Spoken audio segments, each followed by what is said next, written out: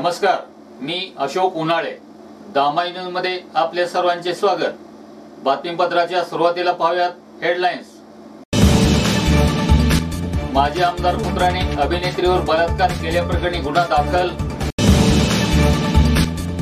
हायवाच्या धडकेने पादचाऱ्याचा मृत्यू, चालकाविरुद्ध गुन्हा दाखल. सांगोल्यातील अवैध वाळू उपसा बंद करण्यासाठी शेकापचे डॉक्टर देशमुख बंधू आक्रमक. पॉलिसच्या बहाण्याने दागिने लंपास करणाऱ्या बिहारच्या दोघांना शहर गुन्हे शाखेने केले जेरबंद. पोलीस केस केल्याच्या कारणावरून एका कॉलेज कुमारास बेदम मारहाण, 9 जणांविरुद्ध गुन्हे दाखल. आणि मराठा आरक्षणाचा अध्यादेश निघताच मंगळवाड्यामध्ये सकल मराठा समाजाचा जल्लोष. आता पाहूयात सविस्तर बातमीपत्र. राजकीय पार्श्वभूमी असलेल्या एका युवकाने अभिनेत्री तरुणीवर बलात्कार करून तिच्या डोक्याला पिस्तूल लावून धमकावल्याचा धक्कादायक प्रकार उघडकीस आलेला आहे. या प्रकरणी विमानतळ पोलीस ठाण्यामध्ये विराज रविकांत पाटील वय 35 राहणार सोलापूर याच्यावर बलात्काराचा आणि आर्म ऍक्टचा गुन्हा दाखल करण्यात आलेला आहे. याबाबत पीडित अभिनेत्री असलेल्या तरुणीने शुक्रवारी दिनांक 26 रोजी फिर्याद दिलेली आहे. टिंगरेनगर परिसरामध्ये राहणाऱ्या 32 वर्षीय पीडित तरुणीने विमानतळ पोलीस ठाण्यामध्ये शुक्रवारी दिनांक 26 रोजी फिर्याद दिली आहे. यावरून विराज रविकांत पाटील याच्यावर IPC 376, 376 2 N 377, 323, 504, 506 सह आर्म ऍक्ट नुसार गुन्हा दाखल केलेला आहे. हा प्रकार 27 ऑगस्ट 2023 ते 20 जानेवारी 2024 या कालावधीमध्ये विमाननगर व मुळशी येथील एका रिसॉर्टमध्ये घडलेला आहे. पोलिसांनी दिलेल्या माहितीनुसार आरोपी विराज पाटील याची राजकीय पार्श्वभूमी आहे, तर पीडित तरुणी अभिनेत्री आहे. आरोपी आणि फिर्यादी यांची ओळख फेसबुकवर झाली. आरोपी विराज पाटील यांनी पत्नीसोबत घटस्फोट घेऊन तुझ्यासोबत लग्न करणार असल्याचे सांगत तरुणीला लग्नाचे आमिष दाखवले. त्यानंतर पीडित तरुणीसोबत जबरदस्तीने शारीरिक संबंध ठेवले. त्यानंतर आरोपीने पीडित तरुणीला टाळू लागला. त्यामुळे फिर्यादी यांनी याबाबत विचारणा केली. घरच्यांना का भेटवत नाही अशी विचारणा केली असता विराज पाटील याने तिला शिवीगाळ केली. तसेच त्याच्याकडे असलेले पिस्तूल तरुणीच्या डोक्याला लावून मी तुझ्यासोबत लग्न करणार नाही, तू जर पोलिसाकडे गेली तर तुला दाखवतो मी कोण आहे ते, अशी धमकी देऊन धक्काबुक्की केल्याचे फिर्यादीमध्ये नमूद केलेले आहे. पुढील तपास महिला पोलीस उपनिरीक्षक चौधरी हे करीत आहेत. स्वतःच्या ताब्यातील टाटा कंपनीचा हायवा क्रमांक MH42 BF 9689 भरधाव गतीने हायवे आणि निष्काळजीपणाने चालवून पादचाऱ्यास धडक देऊन त्याच्या मृत्यूस कारणीभूत ठरल्याप्रकरणी सुदाम लिंबाजी भताणी याच्या विरुद्ध गुन्हा दाखल करण्यात आलेला आहे. ही दुर्घटना जुना बोरामणी नाका येथे गुरुवारी सायंकाळी घडली. गुरुवारी सायंकाळी जुना बोरामणी नाका चौकाकडे निघालेल्या टाटा हायवाची चालकाच्या निष्काळजीपणामुळे रस्ता ओलांडत असलेल्या पादचाऱ्यास धडक लागली. त्यामध्ये शकील रेहमान नदाब वय 66 राहणार 176 नुरानी मस्जिद जवळ सोलापूर हे ज्येष्ठ नागरिक गंभीररित्या जखमी होऊन त्यांचा जागीच मृत्यू झाला. या प्रकरणी जेलरोड पोलीस ठाण्याचे पोलीस कॉन्स्टेबल बालाजी अरुण गायकवाड यांनी चालक सुदाम लिंबाजी भताणी वय 43 राहणार गोडाळगाव तालुका रेणापूर याच्याविरुद्ध फिर्याद दाखल केली आहे.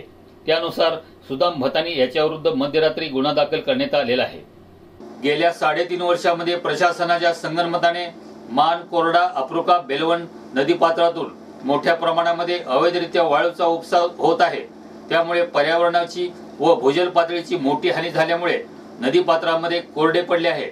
येत्या 15 दिवसांमध्ये मान नदीपात्रातून अवैधरित्या होणारा वाळू उपसा बंद न केल्यास शेतकरी कामगार पक्षाकडून तहसील कार्यालयावर प्रचंड मोर्चा काढून चक्काजाम आंदोलन केले जाईल, असा इशारा शेकापचे युवा नेते डॉक्टर बाबासाहेब देशमुख व डॉक्टर अनिकेत देशमुख यांनी दिलेला आहे. मान नदी पात्रातून वाळू उपसा तात्काळ बंद करावा. वाळू उपसा संदर्भामध्ये वाळू माफियाकडून जीव मारण्याची धमकी तसेच गोपनीयतेचा भंग केल्याप्रकरणी कारवाई करण्याबाबत कमलापूर तालुका सांगोला एकनाथ शेंबडेसह ग्रामस्थांनी प्रजासत्ताक दिनी सांगोला तहसील कार्यालयासमोर धरणे आंदोलन केले. यावेळी प्रजासत्ताक दिनाचा कार्यक्रम आटोपल्यानंतर आमदार शहाजीबाबू पाटील, शेकापचे डॉक्टर बाबासाहेब देशमुख, डॉक्टर अनिकेत देशमुख यांनी उपोषणस्थळी भेट देऊन उपोषणकर्ते शेंबडे यांच्यासह ग्रामस्थांची चर्चा करून सविस्तर माहिती ऐकून घेतली. सांगोला तालुक्यामध्ये नद्यांमधून दैनंदिन होणाऱ्या मोठ्या प्रमाणामध्ये वाळू उपशासाठी विशिष्ट हप्ता ठरला असून हप्ता घेण्यासाठी एजंटाची नेमणूक केलेली आहे. त्याच्या माध्यमातून मोठ्या प्रमाणामध्ये हप्ते वसुली चालू आहे। वाळू उत्खनन झाल्यामुळे पाण्याची पातळी खालावलेली आहे, गुन्हेगारी प्रवृत्ती वाढीस लागलेली आहे। यावेळी डॉक्टर बाबासाहेब देशमुख यांनी तहसीलदार संतोष कणसे यांना बेकायदेशीर वाळू उपशाबाबत जाब विचारला असता तहसीलदार यांनी वाळू उपशाबाबत अनेक दंडात्मक कारवाई करून वाहने जप्त करून संहितावर गुन्हे दाखल केल्याचे निदर्शनास आणून दिले। पॉलिसच्या बहाण्याने दागिने लंपास करणाऱ्या बिहारच्या दोघांना शहर गुन्हे शाखेने जेरबंद केले असून त्यांच्याकडून 32 ग्रॅम सोन्यासह 2.25 लाखाचा ऐवज जप्त करण्यात आला आहे।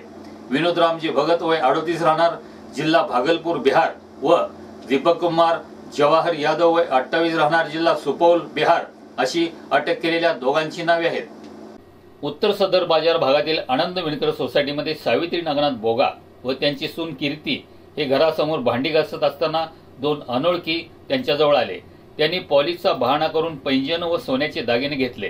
त्यांनी हातचलाकीने ते सोन्याचे दागिने त्यांनी स्वतःकडे ठेवून घेऊन त्याऐवजी एका प्लास्टिक पिशवीमध्ये कागदामध्ये लहान दगड गुंडाळून ती पिशवी फिर्यादीस दिली। त्यानंतर काही वेळाने फिर्यादीने ती पिशवी उघडून पाहिली असता त्यामध्ये दागिने नव्हते। या गुन्ह्याचा तपास करताना शहर गुन्हे शाखेने गुन्हा करण्याच्या पद्धतीचा अभ्यास केला। त्यानंतर 12 दिवस अथक परिश्रम घेऊन सदर गुन्ह्याचे अनुषंगाने विविध ठिकाणांना भेटी देऊन तांत्रिक विश्लेषणाच्या आधारे माहिती प्राप्त केली। त्यानंतर मिळालेल्या माहितीच्या आधारे सिद्धार्थ चौक येथून दोघा बिहारी संशयितांना ताब्यात घेतले। त्यांच्याकडून पॉलिश करण्याचे साहित्य जप्त केले। त्यांच्याकडे पथकाने कौशल्यपूर्ण तपास केला असता त्यांनी गुन्हा केल्याची कबूल दिली।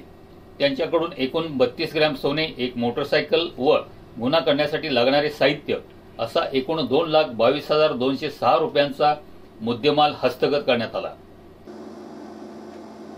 पोलिसांमध्ये केस केल्याचा राग मनात धरून एका 21 वर्षीय कॉलेज युवकास शिवीगाळ करून दगडाने व काठीने डोक्यात मारून गंभीर जखमी केल्याप्रकरणी दिलीप मुदगुल, सहवास मुदगुल, ऋतिक जाधव, अनिकेत मुदगुल, अजय जाधव, निखिल मुदगुल, रणजित मुदगुल, आकाश काळे, आकाश मुदगुल सर्व राहणार शनिवारपेठ आदी 9 जणांविरुद्ध पोलिसांमध्ये गुन्हा दाखल झालेला आहे। सूत्रांनी दिलेली माहिती अशी की यातील फिर्यादी राज सदाशिव दत्तू वय 21 हा दामाजी कॉलेज महाविद्यालयाचा बीकॉम तृतीय वर्षामध्ये शिकणारा विद्यार्थी असून गेल्या वर्षी ऋतिक जाधव, अनिकेत मुदगल, आकाश काळे, आकाश मुदगुल यांनी तो आकाश उन्हाळे यास गणेश बागेजवळ आणून का सोडले म्हणून मारहाण केली होती। या घटनेची मंगोडा पोलिसांमध्ये फिर्याद दाखल होती।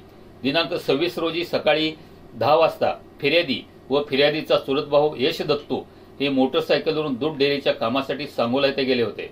ते पुन्हा सांगोला ते मंगोडा मार्गावरून दुपारी 12:30 वाजता मंगोड्याकडे येत असताना चेतन गडवे यांच्या घराजवळ वरील आरोपींनी 4 ते 5 मोटरसायकलवर फिर्यादीच्या आडवे येऊन मोटरसायकल अडवून गेल्या वर्षी आपल्या विरुद्ध केस केलेला हाच तो आहे, याला सोडू नका असे म्हणून शिवीगाळ करीत आरोपींनी पडलेले दगड घेऊन डोक्यात मारले। तसेच काठीने मानेवर, पाठीवर मारून गंभीर जखमी केले असल्याचे दिलेल्या फिर्यादीमध्ये म्हटलेले आहे। दरम्यान तो आमचे पुन्हा नादाला लागल्यास जिवंत सोडणार नाही, आमचे कोणी काही वेडेवाकडे करू शकत नाही अशी धमकी दिली।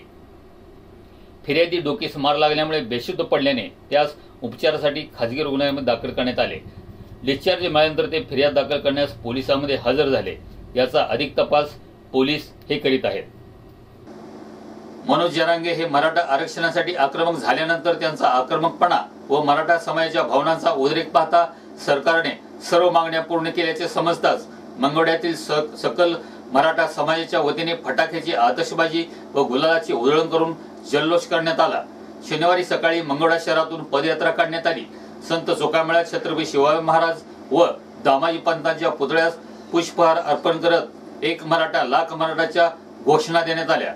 यामध्ये सकल मराठा समाजाचे कार्यकर्ते व मुस्लिम आणि इतर समाजाचे कार्यकर्तेही सहभागी झाल्याने सकल मराठा समाजाने सर्वांचे आभार मानले। मनोज जरांगे हे मराठा आरक्षणासाठी आक्रमक झाल्यानंतर त्यांचा आक्रमकपणा व मराठा समाजाच्या भावनांचा उद्रेक पाहता सरकारने सर्व मागण्या पूर्ण केल्याचे समजताच मंगोड्यातील सकल मराठा समाजाच्या वतीने फटाक्याची आतषबाजी व गुलालाची उधळण करून जल्लोष करण्यात आला। शनिवारी सकाळी मंगोडा शहरातून पदयात्रा काढण्यात आली। संत चोखामेळ्यात छत्रपती शिवाजी महाराज व दामाजी पंतांच्या पुतळ्यास पुष्पहार अर्पण करत एक मराठा लाख मराठाच्या घोषणा यावेळी देण्यात आल्या। हे होतं आजचं बातमीपत्र। पुन्हा भेटूयात एका नवीन बातमीपत्रासह। नमस्कार।